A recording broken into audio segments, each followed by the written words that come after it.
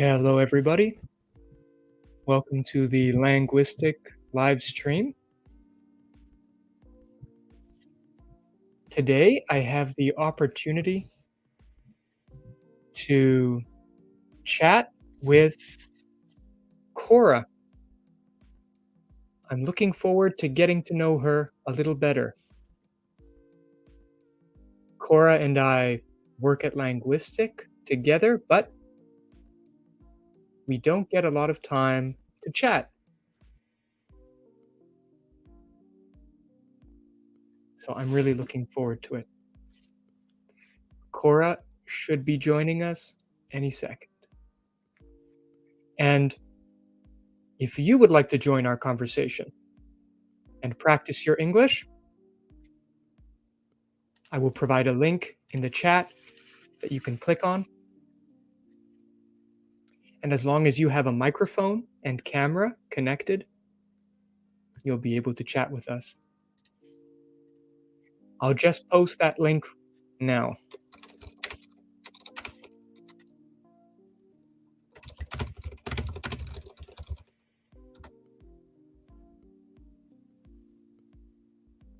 I'm looking forward to getting to know Korrah, but I'm also looking forward to getting to know anybody who would like to join this stream.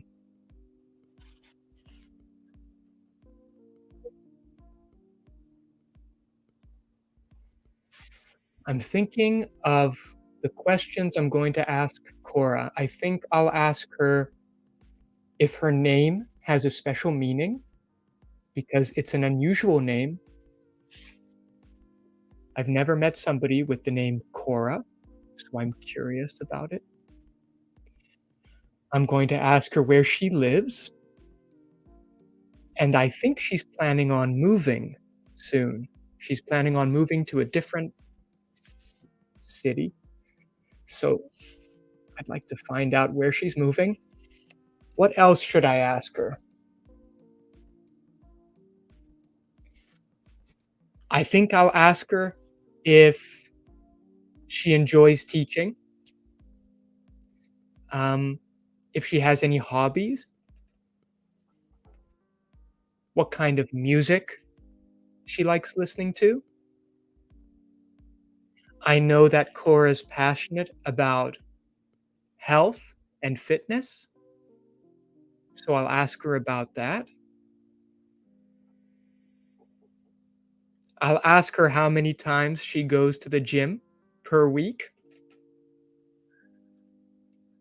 I can only manage once or twice,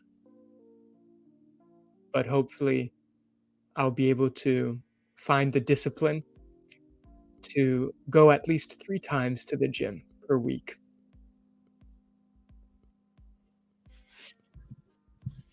I'll ask Korrah about her family. Does she have any siblings? Does she have any brothers or sisters? Where did she grow up? What was her favorite subject at school? And I think Korrah may have some questions for me too. So I may be answering some similar questions. And at any time, if you'd like to join our conversation, just click on that link. We will be happy to chat with you. You can practice answering these questions, which you're likely to be asked whenever you meet someone.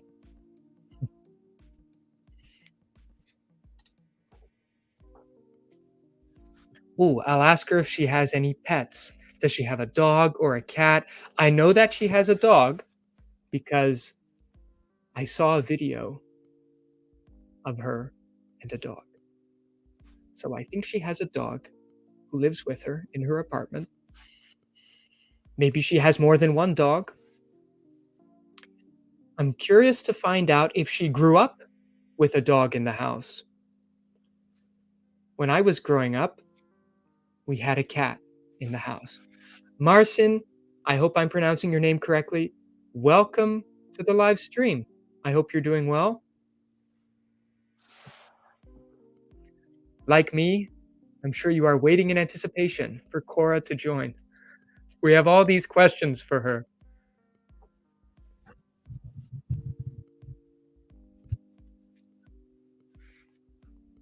I think she's busy preparing for this live stream. I think she's getting changed into the perfect outfit for this live stream.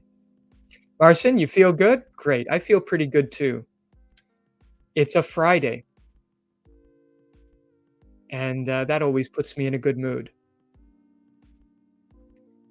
Marcin, are you a student? Um,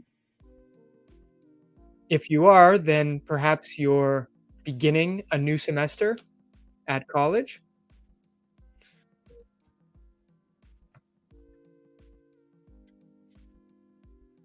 Marcin, I'm curious, what's your occupation?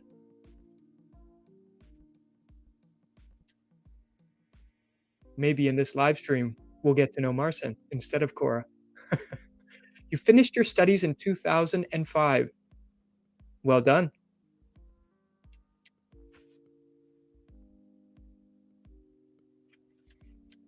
And what did you study when you were at school? I studied English literature in Canada. You work in manufacturing. I'm curious to ask what you manufacture. So you finished your studies in 2005 and you studied chemistry. And now you work in manufacturing. Can I assume that there's a chemical component to the manufacturing work that you do now? Did your degree prepare you for the work that you do now? You produce plastic. Interesting. I really admire plastic. It's so versatile. There are so many things you can do with it. I know it has a bad reputation among some people, but I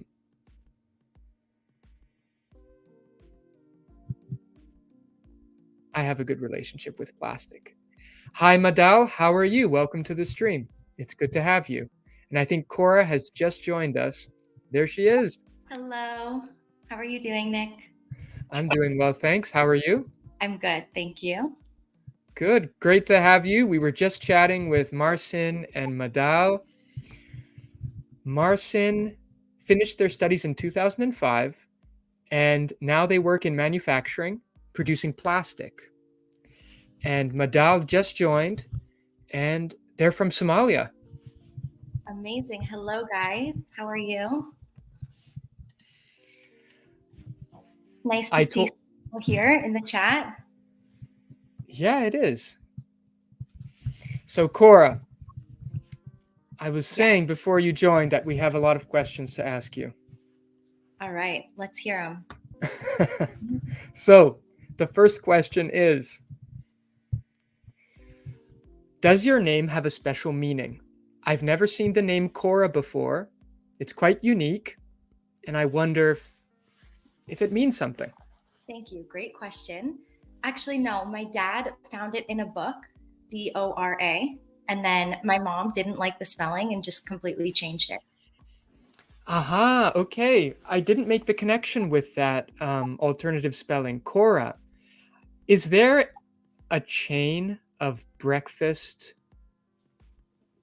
restaurants called Korrah? There is. Okay. And I work in hospitality. I've always thought about working there, but I think it would get a little confusing. I think they would misspell your name. I think so too. That's for sure. Okay. So they just liked the sound of the name, so that's what they decided to call you. Yes. When I look it up, because recently I've been really interested in the origin of the name, it goes back to Greek mythology, Zeus's daughter. And also, I know my friend is from India, and they said that it means it's something in their language as well. Hmm. Yeah. Interesting. A lot of names go back to Greece. in the Greek language. My own name is Nicholas, which is made up of two Greek words that translate to victory and people. That's So an amazing meaning. I like that meaning of the name. Yeah. Madal, I see that you want this group ad. So you would like to join this conversation. All you have to do is click on that link, copy paste it into your URL bar up on top. And as long as you have a working microphone and camera, you'll show up right here alongside us. We'd be happy to chat with you. Yes, come and join us, please. All right, we had a few more questions for you too. We were preparing for this. So another question. Where do you live right now? Which city do you live in? So I live in a very small town called Listowel. And if you know Waterloo, Ontario, it is about 50 minutes more in the country. Okay. Are you surrounded by a lot of trees, some lakes? A lot of trees, and just 10 minutes away from my home is plenty of farms, and it's a very big Mennonite community. So if you know Mennonites, they often don't use electricity, and I don't know much more, so I don't want to generalize too much, but it's really cool to see them taking their horses and carriages to the grocery store and parking them. Very unique. Are you close enough to the Mennonite communities to interact with them on a daily basis? Totally. They come into my workplace every day. We'll go to their markets and get fresh produce from them, or fresh flowers, or baked goods. Okay, lovely. I really envy their sense of community. I live in a relatively big city, and I find that's something really lacking, is the sense of community. You have to go out and find it. It won't just come to you. I agree, which is why I'm so grateful to have made the move. Last week, I can already feel that sense of warmth and community and kindness. So you just moved last week? I did, yes. Wow. And how was that experience? Overwhelming, because I'm also moving again next week to a new home. So I'm living out of boxes now, so it's quite overwhelming. Yeah. So why are you moving again? This seems pretty chaotic. Yeah. So my lease was up. I moved in with my parents, but now my parents bought a new home. So we're moving again. Wow, lots of big changes. Yes. Okay. Where are And you living now? sorry, what's that? Where are you living? I'm living in a city just across from Montreal. So those who are familiar with the island of Montreal, you'll know that there's a South Shore, an area called the South Shore, and that's where I'm in a city called Longueuil. Amazing. And are you from Montreal, or did you move there? I didn't grow up in Montreal. I grew up on an island in the Mediterranean called Cyprus. Ah, If you want to find it on a map, it's south of Turkey, north of Egypt, right there in the corner of the Mediterranean. A very popular spot throughout history. It was taken over by all kinds of empires. Most recently, it was a colony of the British Empire. And then I moved to Canada when I was 17. I lived in Kingston, Ontario for 4 years while I completed my degree in English literature at Queen's University. And then for further education, I came to Montreal, where I studied at Concordia. I studied creative writing. And now that my studies are over and I've found a nice job, and I found a partner and we have a baby, well, we had to move out of the big city because there wasn't enough space. And so we're just on the South Shore. It's close enough that I can commute every day into work quite easily, but far away enough that we're closer to the countryside and some of the things that you mentioned too. That's so incredible. It's nice to learn more about you. Congratulations. I didn't know you're a new dad. That's so exciting. Yeah, we've had our little guy for a year and a few months. That's And yeah, that is exciting. Do you hope to have a family one day of your own? I mean, Oh yeah, I want plenty of babies. plenty. So Plenty. how many babies is plenty? Um, 4 to 6. 4 to 6. My Yeah. goodness, that's very admirable. I'm curious, Madal and Marcin, do either of you have children? If so, how many? And do you think having 4 to 6 kids is a good idea? I think it's a great idea if you can do it. Yeah. Times are changing. I feel like it's harder to have plenty of babies nowadays. I think it is. I think you need exactly the kind of community we were talking about to have such a large family, because it's good to have that support. You'll be living near your parents. Probably not. Okay, probably not. Okay. So you'll be more reliant on the community around you, perhaps, to provide support if you needed it. Yes, it takes a village, right? Right. That's great. So, do you ever miss Cyprus? My family is from Malta. I feel like we're quite close to each other. Okay. Always wanted to go visit Cyprus. It's Oh, beautiful. you did, eh? I never had the inclination to visit Malta. I'm sorry to say that. but but it's only because I never thought about Malta very much, but I'm looking up some information right now. Very interesting. So to answer your question, yes, I often feel like I'd like to go back, and it's not easy because it's so far away.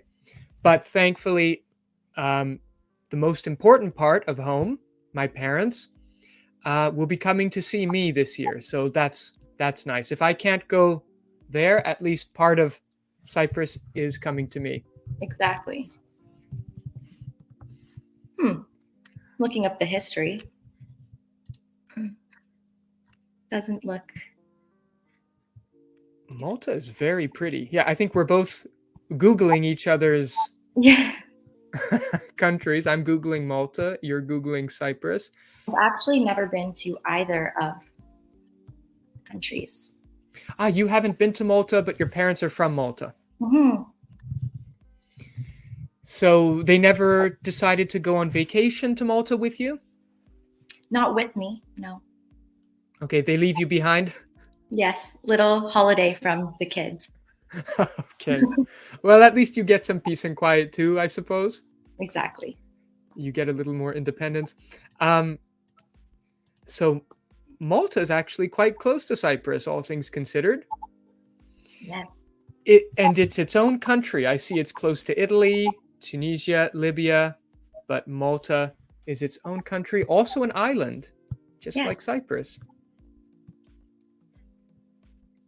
Really interesting. I think maybe we need to do another live stream in the future on Malta or Cyprus. We can talk about either of these countries. That'd be fun. Yeah.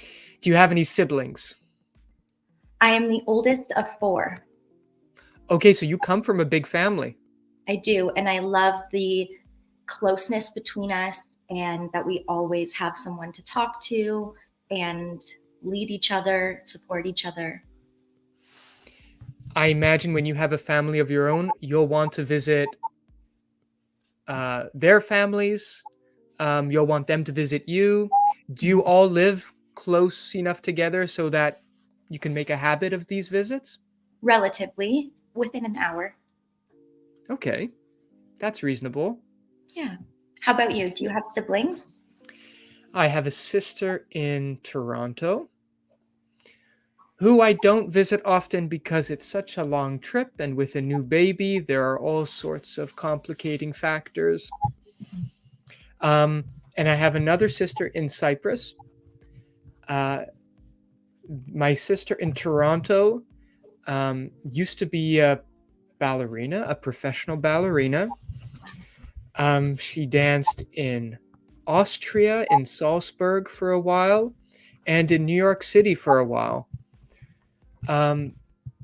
So she has lots of stories about being a ballerina. And then my other sister, my little sister, I'm in the middle. Mm-hmm. My little sister is working as a physiotherapist in Cyprus. Incredible. Ballerina, I'd love to hear about those stories. Yeah. What do your siblings do? Three of them are still studying. All Okay. of them are still studying and just working, studying. That's about it. And it might be too much to ask. Well, what does each of them study? So my sister is studying health sciences. My brother is studying automotive, something in the automotive industry. And then my youngest is just still in high school. Okay. The automotive industry. Do they hope to become a mechanic? I think so. Okay. Do you have to go to college for that kind of work, or a trade school, a technical school? Trade school. Trade school. Mhm. Okay. And I've heard we need more tradespeople in Canada, so that's great to hear.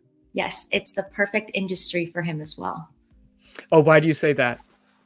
He likes to get his hands dirty and work hard, whereas sitting down in an academic environment is not the best path for him. Okay, fair enough. We have to play to our strengths.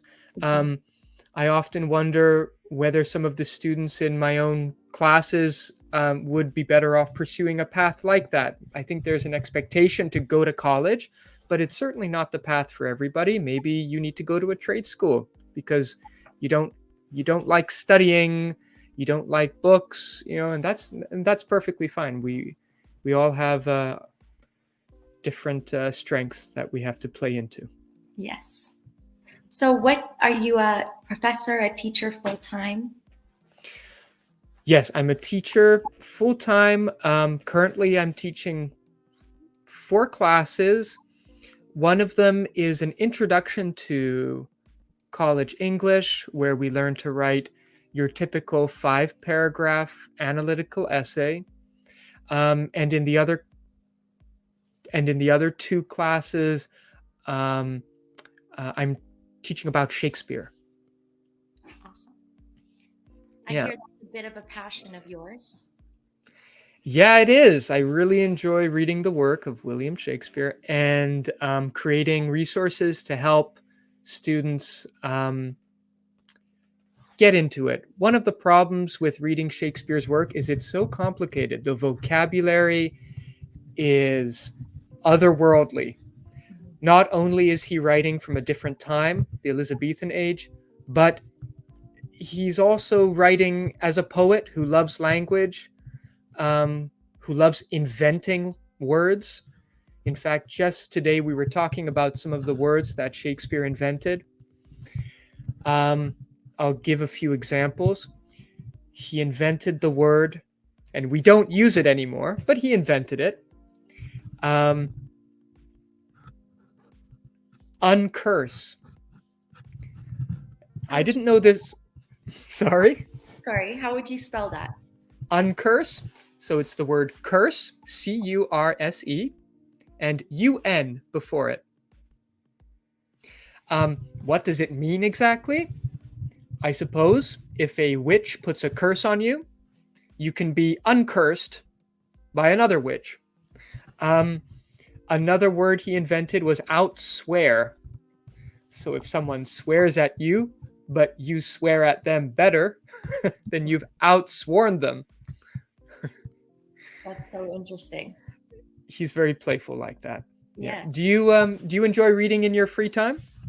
I do enjoy reading, mostly motivational books, self-help books, things that get my brain thinking. I also really enjoyed in university philosophy, which is why I changed my program major, because I loved philosophy.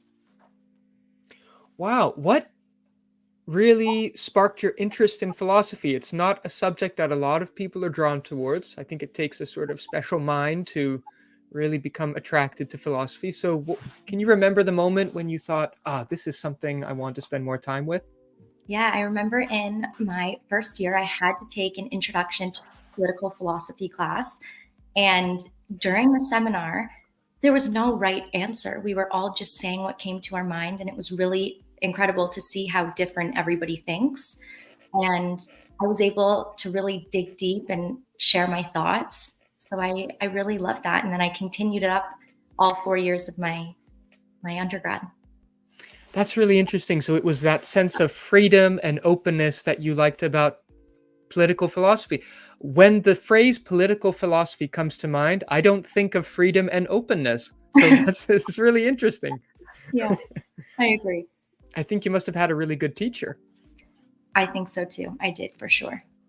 And now you've studied different areas of philosophy, not just political philosophy? No, just political philosophy because I studied political science. Oh, really? Okay. Hmm. Do you have any favorite philosophers?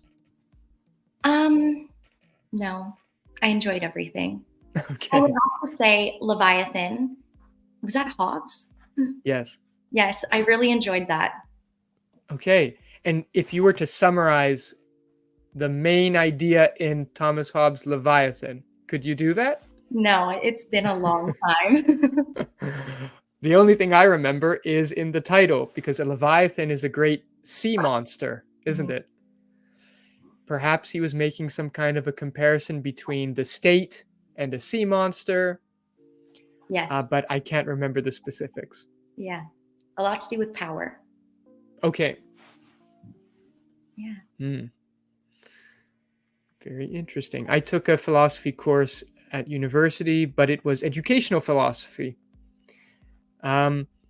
Just one course, but I enjoyed it, and I really liked the idea that education is tied to meaning and sometimes necessity in a person's life. So, for example, if an individual is thirsty and they're in an English-speaking country, they'll learn the word water, that's for sure.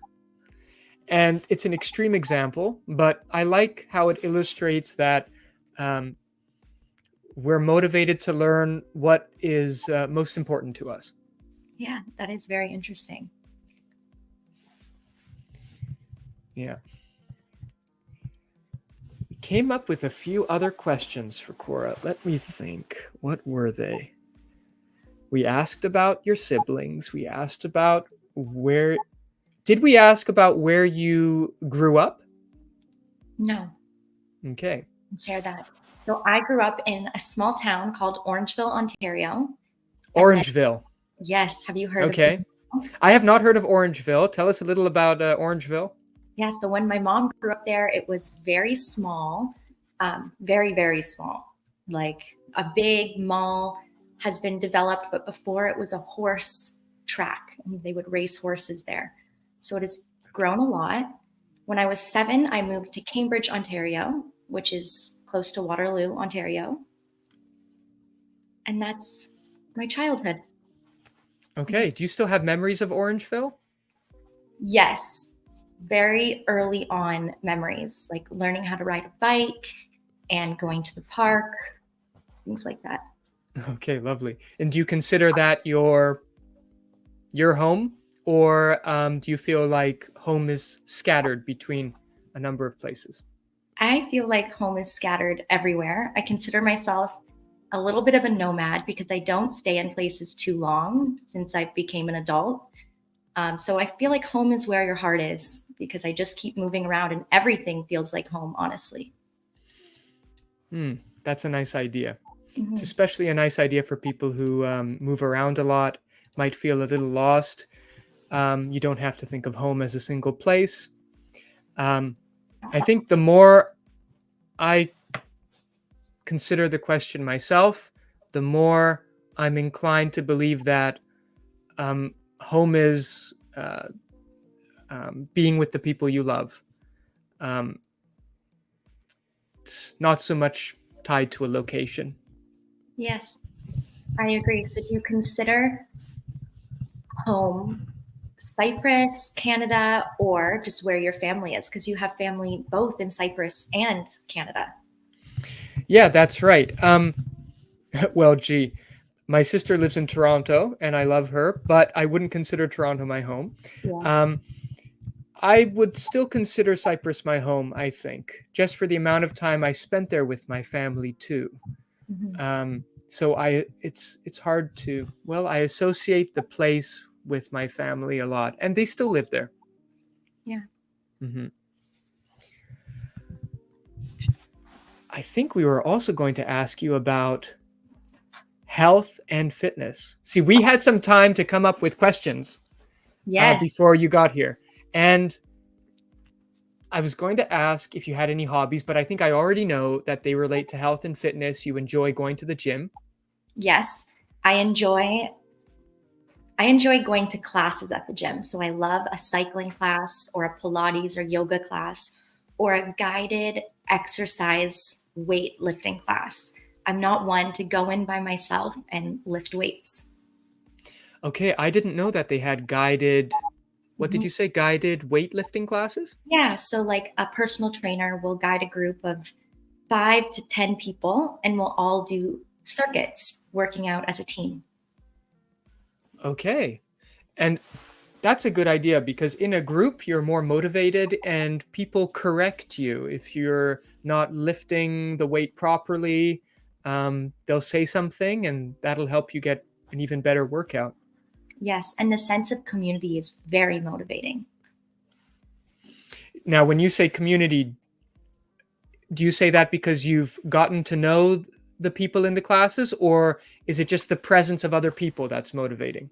I think getting to know the people in the classes. So I lived in Thailand for a year, and this is when I first went to a gym like this.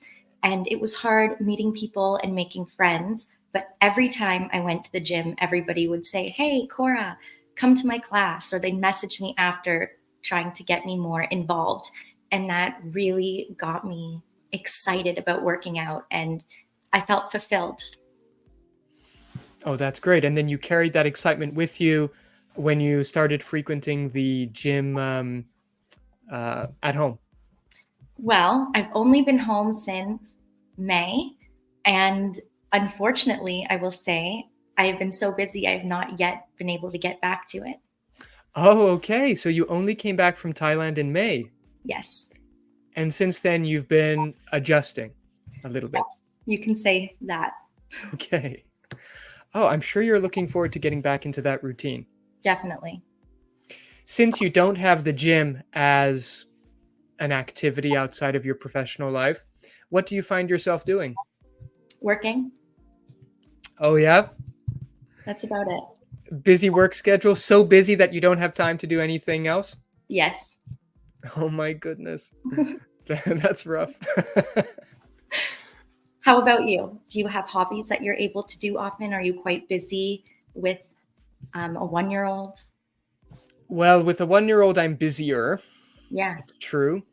Um, but I still find time in the evenings and during his naps um, to engage in my hobbies. One of them is writing poetry. Um, and that's fun. That's actually an activity that I do throughout the day. But what I do is make notes throughout the day in a little notebook that I carry around with me. Mhm. Whenever somebody says something a little odd or I think of something a bit strange, I'll write it down in my notebook. And then at the end of the day, if I find time in the evening, I will copy down all those notes into a Word document and try to make some sense out of them, try to put them in a certain order that makes them interesting to read all together. It's a bit of a funny hobby, I suppose, but it's That's quite really fun too. cool. Yeah, very unique. And that's a very beautiful thing to do. You're really present and taking in what you're hearing from people. Well, I have to remind myself to be in that mindset. It doesn't come naturally because when you're out and about in the world, you're engaging in a professional way and you're thinking about, how to be a proper human. Mhm. So it's easy to forget that there's poetry all around. But when I do remember, very quickly I hear something or I read something, and that um, leads me to jot something down in my notebook. It's awesome. I love that. I'm wondering if I can find a line that I wrote down the other day, and somebody said this at a bar. I would love that. I wanted to ask you, but I didn't know if that was too personal to share. No, I will.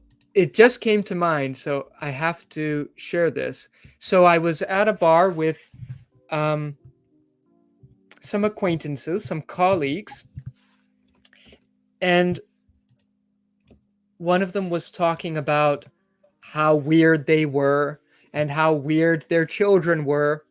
And at some point they said, "You have seen past my weird interface." And I thought that was such a strange thing to say. Not the kind of sentence you hear every day. You No. have seen past my weird interface. And what I thought was funny about that sentence, among many things that are funny about that sentence, was the word face and interface. You have seen past my weird interface, as if to say you've understood me. But it was a strange way to say that. Yeah, but that's awesome. Did you write more about that, or do you just write one line? Did you continue your poem from there? If I was more disciplined, I probably would have, but I suppose I was busy that evening and I thought, you know what? I'll just throw that line in between these two other lines I overheard and see what happens. Yeah, something to do in the future as well. Yeah, the possibility of adding more Mhm. and building something more complete out of that little fragment. Mhm. Do you have any artistic pursuits? Did you ever paint or draw? I grew up dancing since I was 2 years old up until the age of 17. And now I love to dance. It's something I'd be so happy to get back into ballet. That's why I said I'd Oh, love to hear about your sister's ballet stories, because pursuing that okay. professionally is like a dream. That's so incredible. Yeah, okay. So you danced as a ballerina as well. Well, it is quite beautiful. I remember growing up with my sister. She was very focused on her ballet classes, um, and she really excelled. She was a perfectionist, and she still is in whatever she does. But I didn't appreciate it because I was um, just a little boy running around making fun of my sister, thinking ballet was a very girly thing to do and it would be inappropriate for me to take a real interest in it. Mhm. But then years later, I had the opportunity to attend her solo seal performance. It's some kind of an exam, the solo seal exam. I'm not even sure how it's spelled. Solo seal, seal like the animal. But Mhm. anyway, um, she performed a dance on stage solo, and I hadn't seen her dance in years, and that performance just blew me away. She was so composed. Her movements were so precise that it brought a tear to my eye. I have to admit, I thought it was really exceptional. And Yeah. And it takes so much discipline and years of hard work for her to get there. oh yeah, it really did take her a lot of time, a lot of tears. Mhm. And if you are a professional ballerina, there's a lot you give up. My sister decided to stop dancing professionally because she had no social life. Mhm. Even though there were many other ballerinas dancing alongside her, um, th- there was a sense of competition between them, Mhm. and that didn't exactly foster the kind of environment you would like if you wanted to make friends. Yes, I agree. That seems to be common for a lot of dancers, that they end up giving up dance or giving up something in their personal life. That's right. I think anybody who pursues um, Well, I guess if you pursue anything with enough determination, you'll end up having to sacrifice things in your life. Do you feel like you're making any sacrifices by moving to? Um, I forget the name of the town that you're moving to. Listowel. Listowel? I think so, or Listowel. It depends on who's saying it. Okay, so that's the first thing you'll have to do when you get there is find out how to pronounce the name of the town, Mm-hmm. or at least find out how the locals pronounce the name of the town. Mm-hmm. Do you feel you're making any sacrifices by moving there, by moving away from where you are? I do, but I feel like in a positive direction. This is giving me more space to really look inwards and make a path forward. There's less pressure and isolation than being in a big city and trying to figure it all out on your own. Okay, that's an interesting thing to say. There's less pressure and isolation than living in a big city. Yeah. Right. It's funny to think about feeling isolated in a big city, but it's a common feeling. I think anybody who has lived in a big city understands. And just to remind anybody listening to our conversation, if you have a working microphone and camera, feel free to join us. I will post the link to join us in the chat, and we'd love to get to know you. You can practice answering some basic questions like where you grew up, if you have any hobbies. Yes. Yeah, I'm trying to remember the last thing you said. So you used to dance ballet. Yes, and many other styles as well. Okay, hip hop, jazz. Mm-hmm. Acro was my favorite. What's acro? Acro is like dance and gymnastics put into one. Wow. Okay. Well, that sounds like my worst nightmare because I've never been very good at either of those things, and just the word gymnastics brings back horrible memories of phys ed class where we were asked to perform a somersault and I couldn't. And my mom can tell you she remembers me at home with a mattress on my bedroom floor, and I was just practicing trying to work up the courage because really I found it quite scary to perform a somersault. But does gymnastics come naturally to you? Have you always been at one with your body and its abilities? Yeah, when I was younger, for sure. Okay. Yeah, less gymnastics now in the present. Yes. Did you grow up doing any sports, activities, art? So I grew up playing tennis, and that was a lot of fun. Great opportunity to meet people. And I also grew up playing the piano. And while I don't play tennis as much anymore, I still play the piano. So I'm glad I've been able to carry that with me. Yeah. Do you think that that is an ability that stays with you for life, or is it something that you can forget and lose if you do not practice? That's a good question. It probably depends on what age you started playing the piano. People say the same thing about learning a language. If you begin learning at a very young age, then you tend to pick it up more easily if you forget it later on. I think at the very least, if I began playing piano after a long period of not playing, my fingers would be a little bit more wobbly and unsure. But I would remember, say, the different steps to take if I wanted to play a particular piece of music, and so on.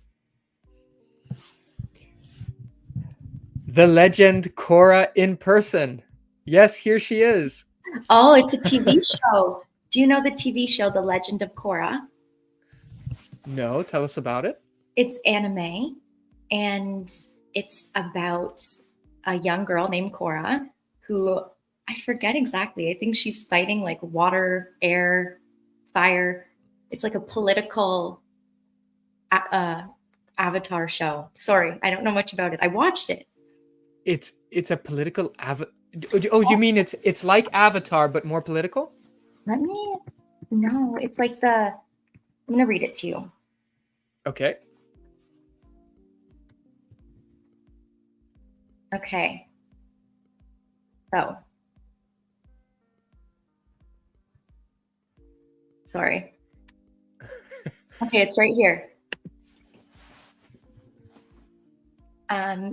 Korrah, she's a 17-year-old girl, and with earth, water, and fire under her belt, Korrah must master the art of airbending. Korrah quest leads her to Republic City, a virtual melting pot where benders and non-benders live together.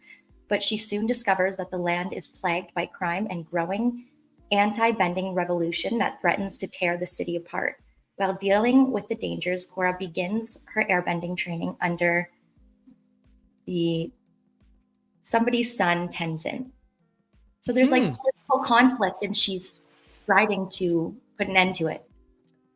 Wow, is this series related to The Last Airbender? Mm-hmm. It's part of the same universe? I think so. Okay. Yeah. And you say you watched the whole thing? Years ago. Do you still watch anime? Because so many people I know watch anime. No, sadly not. This was a one-time thing because I had Okay. to. Okay, so this isn't part of a long tradition you have of watching anime. This was a one-time thing, and you only watched it because it featured a character with your name. Yes, the legend herself. Is it spelled the same way too? Korra. Oh, that's pretty close. So close. Ah, so close. One H away. Do you watch any series, TV shows, anything you're really interested in? I used to watch a TV series with my wife. We used to watch Downton Abbey together. Mm-hmm. And we stopped watching TV for two reasons. First, we finished Downton Abbey and couldn't find anything comparable. Something the show does very well is, I should say, it's written very well. And then another reason why we stopped watching is because we don't get as much time together. We have to schedule it, you know? And then when we do have that time together, we don't always want to watch TV, you know? Maybe we'd rather play a board game or something else. Yeah, it's important to be present. Yeah, it is. And when you're watching TV, you're both looking at a screen, and you're not as engaged with each other. That's why I've always thought that going to the movies is such a terrible idea for a first date. Yeah.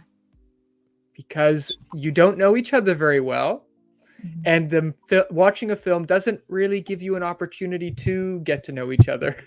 I agree. I've never thought about it like that, but it's true. I'm going to think. Sorry, go for it. On first dates from now on about no movies. No movies. Maybe though people like the idea of going to a movie on a first date because they feel a little apprehensive about meeting someone new, and the movie gives an excuse for you to, I don't know, take a little break from the strangeness of meeting someone new. Yeah. But anyway, I think we should all have the courage to just, our first dates should involve more conversation. I agree. Yep. Well, we're slowly coming to the end of this live stream. I'll say it again in case anybody would like to join. If you'd like to join, there's a link in the chat, and we'd be excited to get to know you. But if not, be sure to visit our YouTube channel, Languistic.ca. We've got a lot of videos up there. Korrah has made some great videos. You'll be introduced to her pet dog. Yeah. I'm surprised he's been so good. We haven't heard him during this live. I was wondering, where is that guy or girl? He's loud, so we were lucky, guys. Excellent. I have a cat who is not as loud as your dog. And currently they're competing on YouTube for popularity. We'll have to do more. We'll have to do more. Perhaps on our next live stream, we can have the pets meet each other. I would love that. I'm sure they would love it less, but we'll find out. What else can I say? Maybe we can do this again next month. Normally, Karini hosts the live streams, and I believe if anybody watching would like to tune in for more live streams, Karini will be hosting a live stream every Thursday for the month of September. So that's good to know. Make a note in your calendars. I imagine it'll be 6 p.m. Eastern time. And yeah, if Korrah and I are able to align our schedules again, it would be fun to learn more about you and your dog. That was one of the questions we came up with at the beginning of the stream. I didn't have a chance to ask, so you'll have to leave me in suspense. We're curious about the name of your dog. Don't tell us. We'll save that for next time. We'll leave that for next time. Well, thank you. It was so amazing to chat with you today.